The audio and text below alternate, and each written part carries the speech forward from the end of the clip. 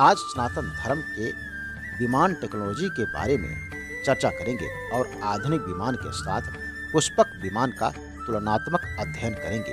मंगल भवन अमंगल हारी।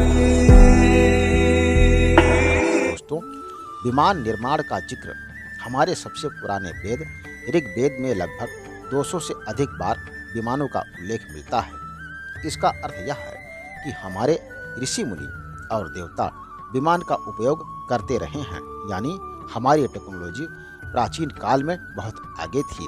इसमें से कई विमानों का निर्माण अश्विनी कुमारों ने किया था, जिन्हें वैज्ञानिक का दर्जा प्राप्त था। आज हम पुष्पक विमान और आधुनिक विमान के बारे में समझने की कोशिश करेंगे। पौराणिक कथाओं के अनुसार पुष्पक विमान का निर्माण ब्रह्मा जी ने किया था और कुबेर को उपहार स्वरूप में प्रदान किया था। किसी किसी कथाओं में यह वर्णन मिलता है कि महर्षि अंगिरा ने विमान के निर्माण की विधि बनाई थी, जो शिल्पकार भगवान विश्वकर्मा के द्वारा विमान का निर्माण किया गया था। कथाएं कुछ भी हों, लेकिन उस समय विमान की टेक्नोलॉजी हमारे पास थी। उस समय विमान का उपयोग कुबेर ही किया करते थे। बाद में रावण ने पुष्पक विमान कुबेर से छीन लिया था और इसका उपयोग खुद करने लगा था। पुष्पक विमान में सिंहासन, कई केबिन सोने से बना था, मड़ियों से निर्मित दरवाजे विभिन्न प्रकार के साज सज्जा से सुशोभित था।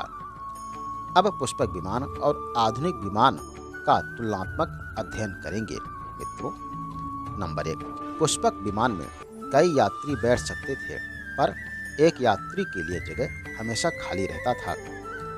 आज के आधुनिक विमान में फिक्स सीटें होती हैं, उसको कम या ज़्यादा नहीं कर सकते। मित्रों, नंबर 2, पुष्पक विमान मोर पक्षी के आकार का था, इसको छोटा या बड़ा किया जा सकता था। नंबर 2, आधुनिक विमान कई आकार का होता है, लेकिन इसको छोटा या बड़ा नहीं किया जा सकता।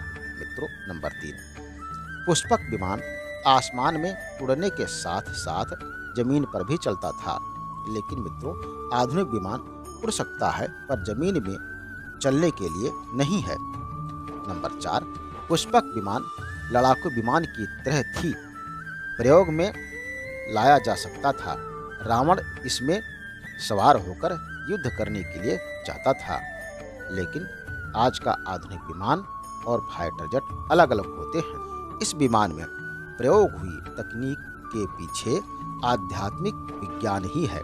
प्राचीन काल में जड़ पदार्थों जैसे सोना, चांदी, किसी भी प्रकार की धातुओं में सिद्धि प्राप्त लोगों के द्वारा इन्हीं जड़ पदार्थों में चेतना उत्पन्न करने की क्षमता होती थी, जिसके प्रयोग से विमान को अपने इच्छानुसार ढलने की क्षमता विशेष परिस्थितियों में होती थी। वर्तमान काल में विज्ञान के पास ऐसी तकनीक उपलब्ध नहीं है, तभी यह बातें काल्पनिक लगती हैं। पदार्थ में चेतना जागृत करने के प्रमाण विभिन्न प्रकार के धार्मिक ग्रंथों में मिलता है। इसीलिए तो पुष्पक विमान जैसा उत्कृष्ट विमान आज का आधुनिक विज्ञान बनाने में सक्षम नहीं है। मित्रों, वीडियो कैसे लगा कमेंट करके जरूर बताएं। आपका क्या राय है।